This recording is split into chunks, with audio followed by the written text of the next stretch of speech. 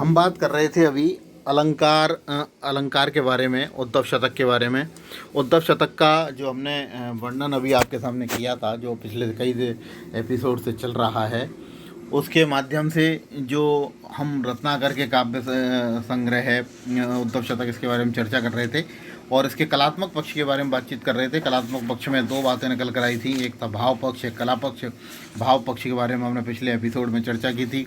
उसमें उसकी विरह वर्णन, ऋतु वर्णन, उद्धव शतक का विप्लव श्रृंगार, शांत रस और उद्धव शतक एक उत्कृष्ट कोटि का उपावलंब काव्य, इसके बारे में चर्चा की थी। उसकी फिर कला पक्ष के बारे में हमने चर्चा की थी, उसमें भाषा के बारे में चर्चा की थी। उद्धव शतक की भाषा ब्रज भाषा से की है और उसमें फिर पूर्वी अवधि का भी इन्होंने प्रयोग किया है रत्नाकर ने। और भाषा परिनिष्ठित ब्रज है, सरल सहज प्रभाव में है, अभिव्यंजना शक्ति उसकी काफ़ी महत्वपूर्ण है और अभिव्यक्ति के लिए उन्होंने नए शब्दों का प्रयोग उसमें किया था। छंद विधान के रूप में भी हमने चर्चा की थी उसमें। और उद्धव शतक का जो छंद है वो एकमात्र घनाक्षरी या कवित्त छंद है, जिसमें प्रत्येक चरण में 31 वर्ण होते हैं और 16वें वर्ण पर यति होती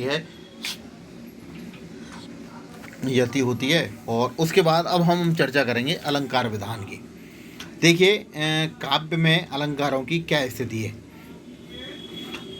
पाश्चात्य काव्य शास्त्र में या भारतीय काव्य शास्त्र के पुराने रूप में हम देखें, पूर्ववर्ती काव्य शास्त्र में, तो अलंकार काव्य को अलंकृत करने वाला अर्थात शोभा बढ़ाने वाला एक काव्य अलंकार वो होता है, प्रधान होता है और इसके माध्यम से विभिन्न स्थितियां पैदा होती हैं। आचार्यों ने अलंकार को भाव संप्रेषण का साधन ही माना है, अर्थात भावों के संप्रेषण की जो स्थिति होती है वो अलंकारों के माध्यम से होती है। चाहे आचार्य मम्मट हों, चाहे आचार्य भरत मुनि हो, हर किसी ने, आचार्यों ने अलंकारों को भाव संप्रेषण का साधन माना है। अलंकार काव्य में साधन है, भावोत्कर्ष के अपने आप में साध्य नहीं।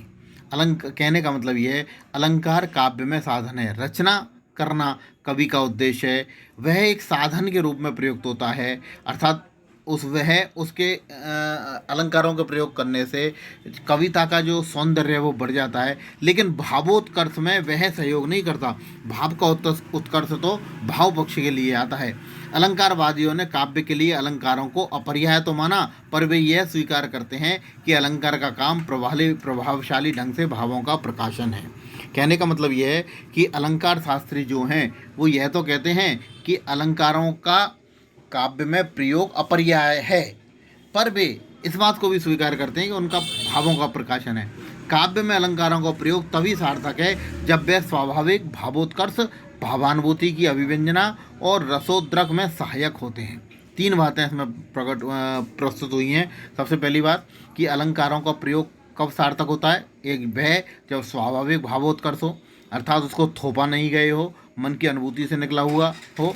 नंबर दो, भावानुभूति की अभिव्यंजना हो, अर्थात उन भावों से अभिव्यंजना प्रकट हो रही हो, अलंकार उसमें रूढ़ नहीं हो गए हो और रसोद्रेक में सहायक हो।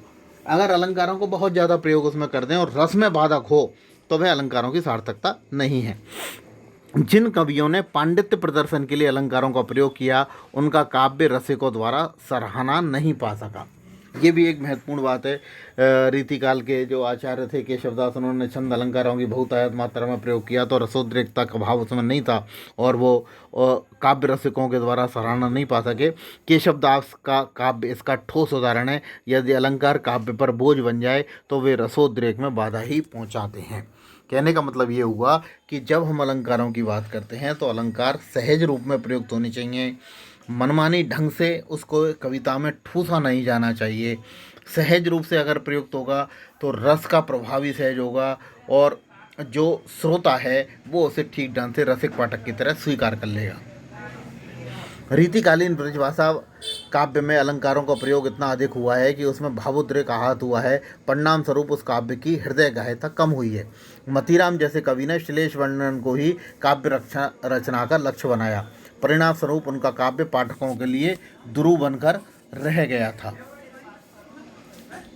जबकि घनानंद ने अपने काव्य में भावाभिव्यक्ति को ही प्रधानता दी थी। देखिए, दोनों में अंतर है मतीराम और घनानंद में। मतीराम ने अलंकार को ही साधन साध्य माना है और घनानंद ने उसको केवल साधन माना है। यही नहीं, घनानंद के काव्य में अलंकारों का प्रयोग नहीं हुआ, किंतु ऐसा नहीं है नहीं हुआ हो, किंतु वे भावोत्कर्ष में सहायक बनकर ही आए। इस दृष्टि से रत्नाकर जी का उद्धव शतक घनानंद के काव्य की परंपरा में आता है। कितना सुंदर वर्णन किया है कि रत्नाकर ने अलंकारों का जो प्रयोग किया है वो काव्य में साधन के रूप में किया है, और वह रीतिकाल के घनानंद की परंपरा में आते हैं, क्योंकि इस काव्य में कवि का लक्ष्य पांडित्य प्रदर्शन न होकर मार्मिक भावों की सहज अभिव्यक्ति है।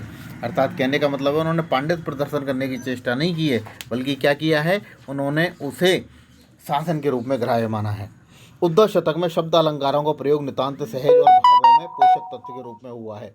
इस काव्य में प्रत्येक छंद में अनुप्रास की छटा देखते ही बनती है।